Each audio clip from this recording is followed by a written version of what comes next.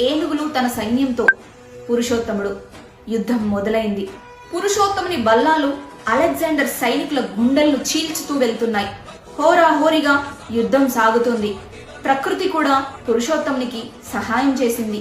భారీ వర్షం, బురదలో గుర్రాలు నడలేవు గాని ఏనుగులకి నడవడం ఇష్టం కదా. చివరికి అలెగ్జాండర్ ఓడి వెనుదిరిగాడు. చరిత్ర వక్రీకరింపబడింది అనేది పచ్చి నిజం. పురుషోత్తముడు ఓడిపోయినట్టు, అలెగ్జాండర్ ప్రపంచ విజేత అయినట్టు వాళ్ళ హిస్టరీలో రాసుకున్నారు.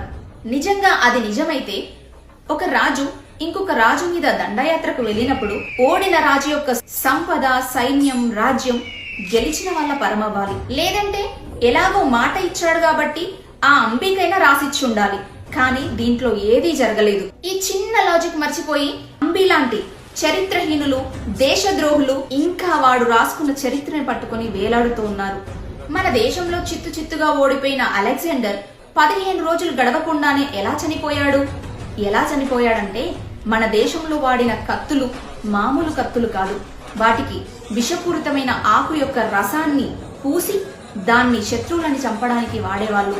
అలా అయిన గాయాలు మెల్లిమెల్లిగా ఆ వ్యక్తి యొక్క శరీరాన్ని క్షీణింపచేసి మెల్లిగా చావు దాకా తీసుకెళ్లేది. అదే అలెగ్జాండర్ విషయంలో కూడా జరిగింది.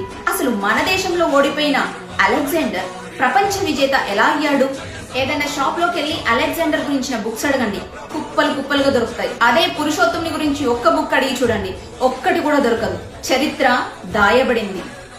జై హింద్.